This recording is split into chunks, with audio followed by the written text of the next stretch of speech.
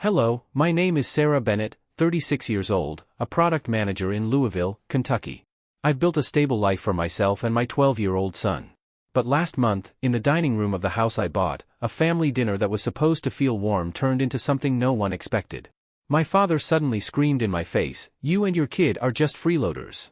My mother didn't object. She simply smiled and nodded in agreement. And the cruel irony was they were still living in my own house. I didn't cry. I didn't scream back. I just looked them straight in the eyes and delivered one sentence that left the whole room frozen. From that moment, everything began to crumble. Why did I have to face my parents like this? What drove our relationship to fracture so deeply it may never heal? What would you do if you were in the same situation? Share your thoughts. Your story might be the message someone else needs to hear. To understand why I drew that line, I need to take you back to where it all began. I grew up in Louisville, Kentucky, in a modest 2-story house with creaky floors and a backyard that always smelled of fresh-cut grass. I was 18, full of dreams, when my world turned upside down. My grandfather had passed a year earlier, leaving me $100,000 in his will, a safety net meant for my future, maybe college or a start in life. I was thrilled, planning to study computer science, picturing a career where I could build something of my own. But my parents had other ideas. One humid summer evening, they called me into the living room. My father sat in his old recliner, arms crossed, his face stern. My mother stood by the window, avoiding my eyes. They didn't waste time with small talk. "We need your inheritance," my father said, his voice flat, like he was discussing the weather. I blinked, confused. "Need it for what?"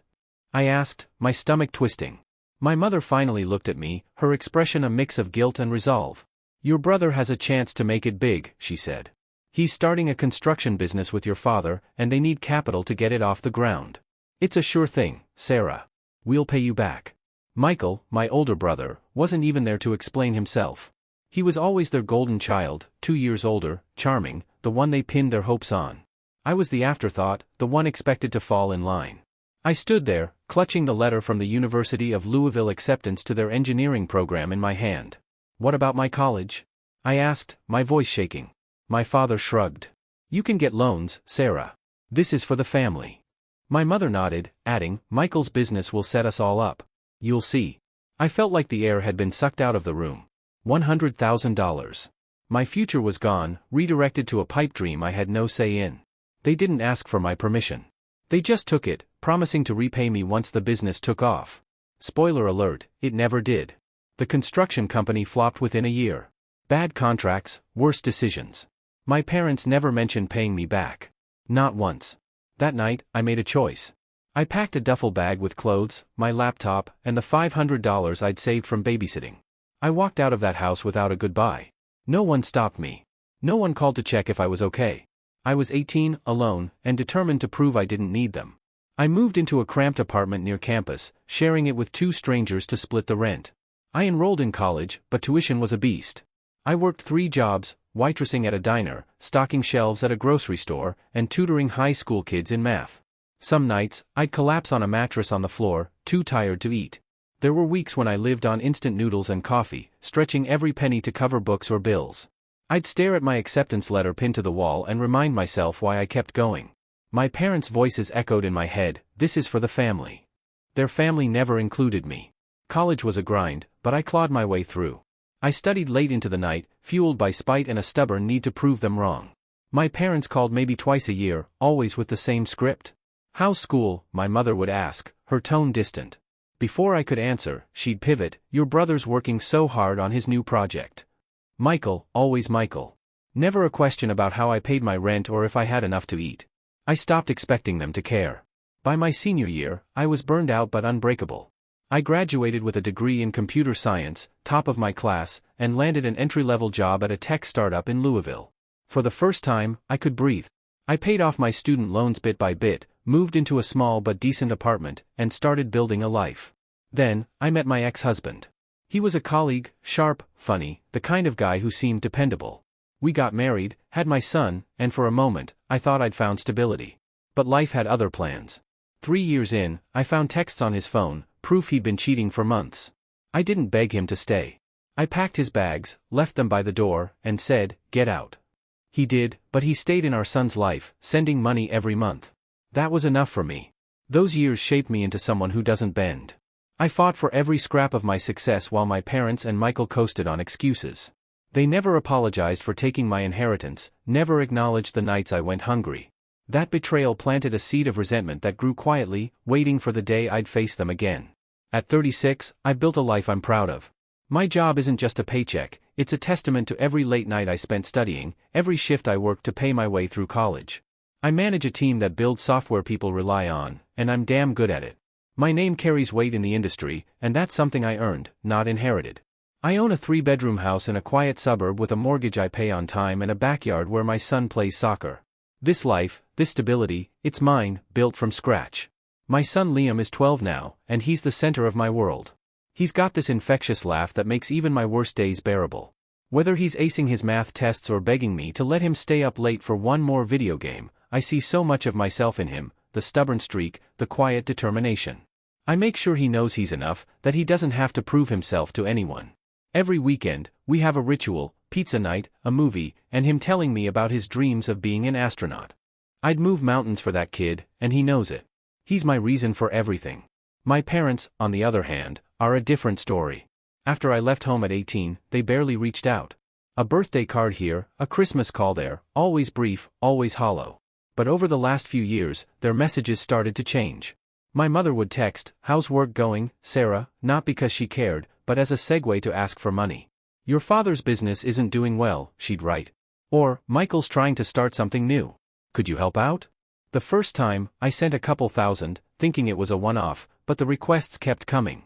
$5,000 for a car repair, $10,000 for a business opportunity. I started saying no. Each time, my mother's texts got sharper. "You're doing so well. Can't you spare something for family?" My father called once, his voice gruff, saying, "We sacrificed so much for you, Sarah." Sacrificed? What exactly? The inheritance they took, the years they ignored me?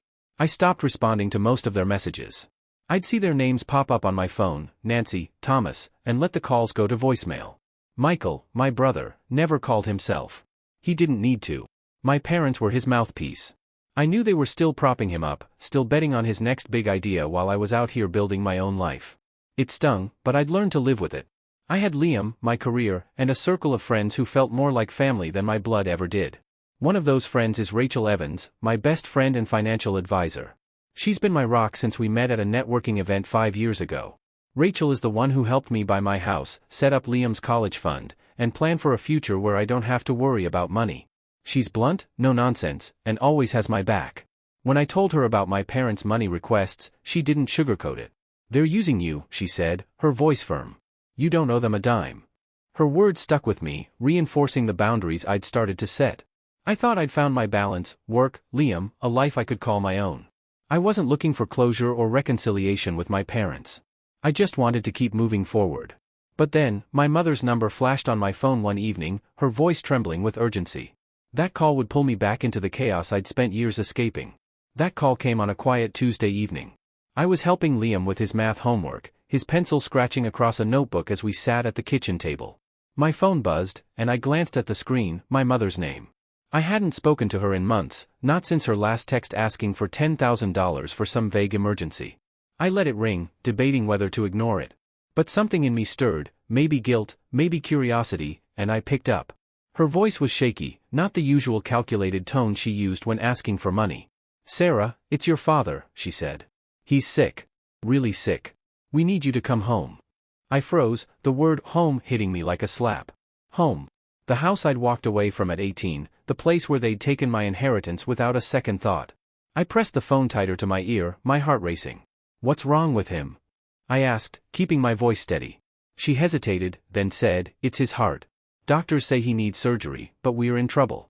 The bank's threatening to foreclose on the house, $300,000 in debt from your father's latest business venture." Her words were rushed, almost desperate, but I caught the familiar undertone. They needed something from me. I leaned back in my chair, glancing at Liam, who was watching me with those big, curious eyes. "What do you want me to do about it?" I asked, already knowing the answer. My mother didn't miss a beat. "Come back, Sarah. Talk to the bank. Maybe help us out. You're doing so well, and we're family." There it was, the same tired line she'd used for years. Family. I wanted to laugh, but my throat tightened instead. I told her I'd think about it and hung up, my mind spinning. That night, I couldn't sleep. I sat on my couch, a glass of wine untouched on the coffee table, replaying her words. My father sick. The house at risk. $300,000. It wasn't just about money. It was the weight of everything I'd buried since I left. Part of me wanted to ignore them, let them deal with their mess. They'd never cared about my struggles, so why should I care about theirs? But another part, the part that still remembered my father teaching me to ride a bike or my mother baking cookies when I was little, gnawed at me. What if I didn't go back? Would I regret it when it was too late? I called Rachel the next morning. She answered on the first ring, her voice sharp and practical. Don't let them guilt trip you, she said when I told her about the call. They've been bleeding you dry for years. You don't owe them anything. I knew she was right. Rachel always cut through the noise, but I couldn't shake the feeling that I needed to face them, not for their sake, but for mine. If my father was really sick, I didn't want to live with the what-ifs. I told her I was going back to Louisville, not to save them, but to close a chapter I'd left open too long. I sat Liam down that evening, explaining I'd be gone for a few days. Is Grandpa okay? He asked, his voice small. I hated that he had to worry about a man he barely knew, thanks to my parents' absence from his life. I don't know yet, I said, brushing his hair back. But I'll be back soon, and we'll have pizza night, okay? He nodded, trusting me completely. That trust, it's what kept me grounded. Packing for the trip felt surreal. I hadn't been to my parents' house in years, not since a tense Christmas visit when Liam was 5. I booked a flight, arranged for Liam to stay with a trusted neighbor, and called my boss to take a few days off. The whole time, my stomach churned. I wasn't just going back to a house. I was walking into a battlefield. My mother's call wasn't just about my father's health or the house. It was a demand cloaked in desperation. I knew they'd ask for money, probably more than I could imagine. And Michael, my brother, was probably lurking in the background, ready to benefit from whatever I gave. As the plane touched down in Louisville, I felt a mix of dread and resolve. I rented a car and drove to the house I'd once called home. It looked smaller than I remembered, the paint peeling, the lawn overgrown. My mother greeted me at the door, her face pale but composed. Thank you for coming, she said, her voice softer than on the phone. I nodded, stepping inside, bracing myself for what was coming. My father was in the living room, looking friendlier than I'd ever seen him, but his eyes still had that stubborn glint. Michael wasn't there, typical. They didn't waste time. Over coffee, my mother laid it out. The bank was moving fast, and they needed me to step in. You've got the means, she said, her tone shifting from pleading to expectant. I listened, saying nothing, my mind already racing toward the confrontation I knew was inevitable. The next evening, I agreed to stay for a family dinner. That's when everything unraveled. The dinner table was set, but I wasn't prepared for the ambush.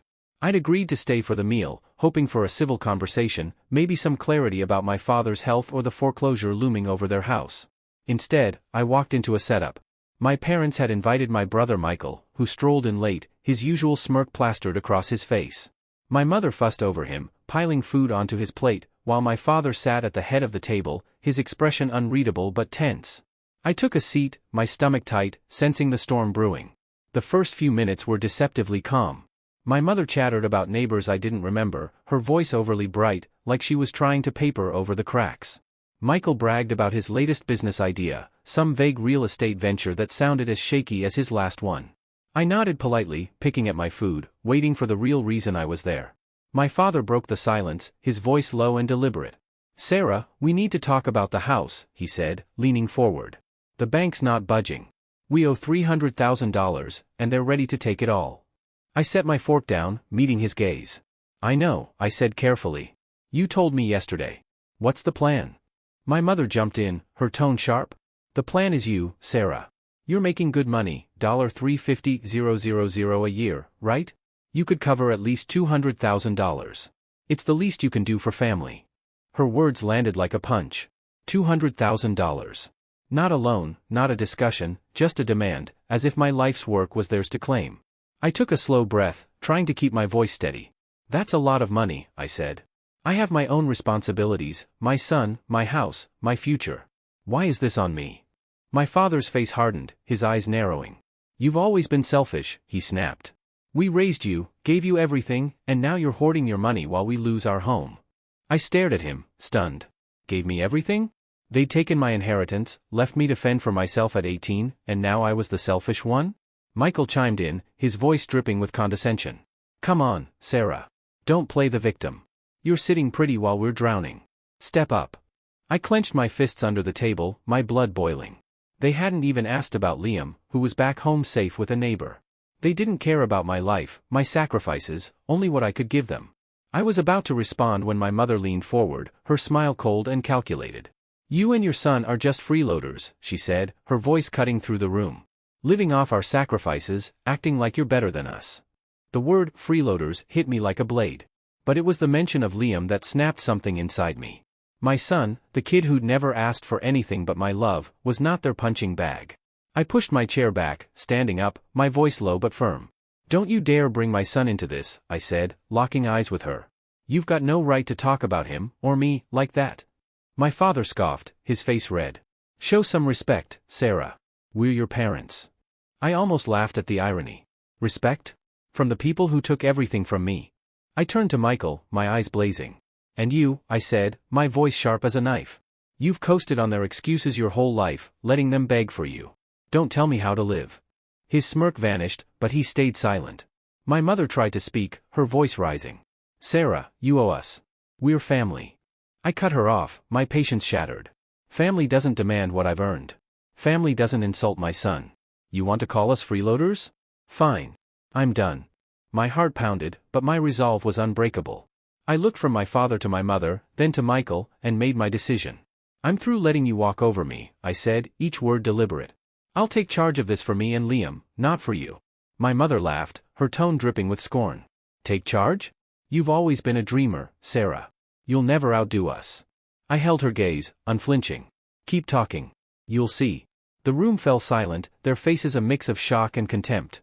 My father slammed his hand on the table, his voice a growl. "You think you're better than us?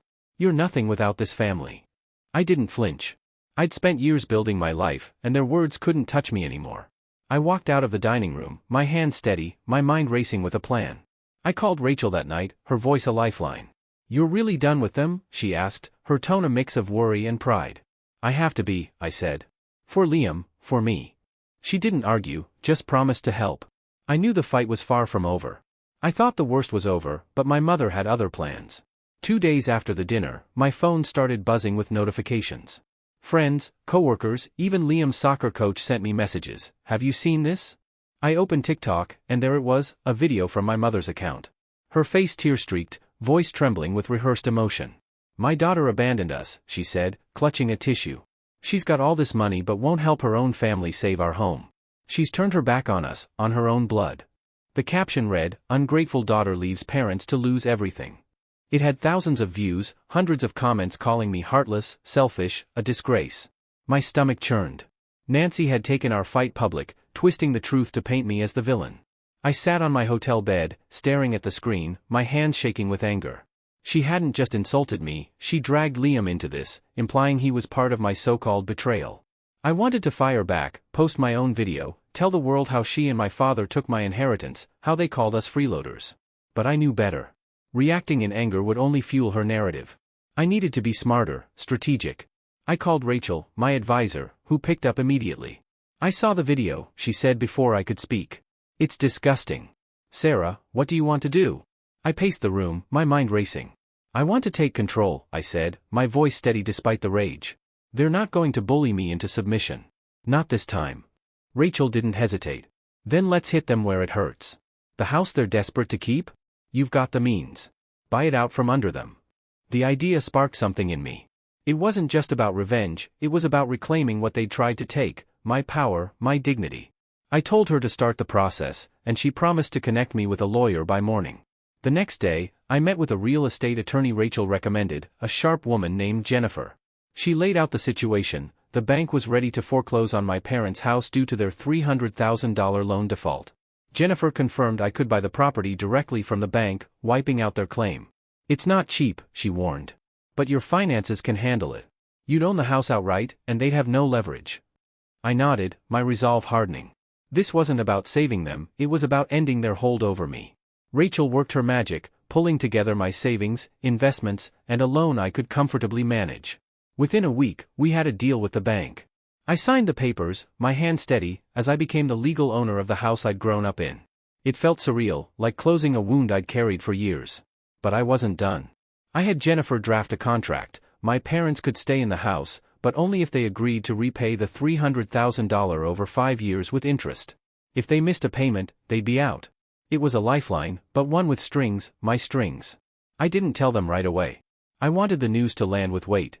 Instead, I had Jennifer send an official notice to my parents and Michael, outlining the new reality. I owned the house, and they were tenants bound by my terms.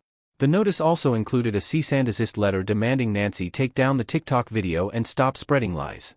Defamation has consequences, Jennifer wrote, her words crisp and unyielding. I knew my mother would see it as a slap, but I didn't care. She'd crossed a line, and I was done playing nice. When the notice arrived, my mother called, her voice shrill with fury. "You think you can control us, Sarah?" she spat.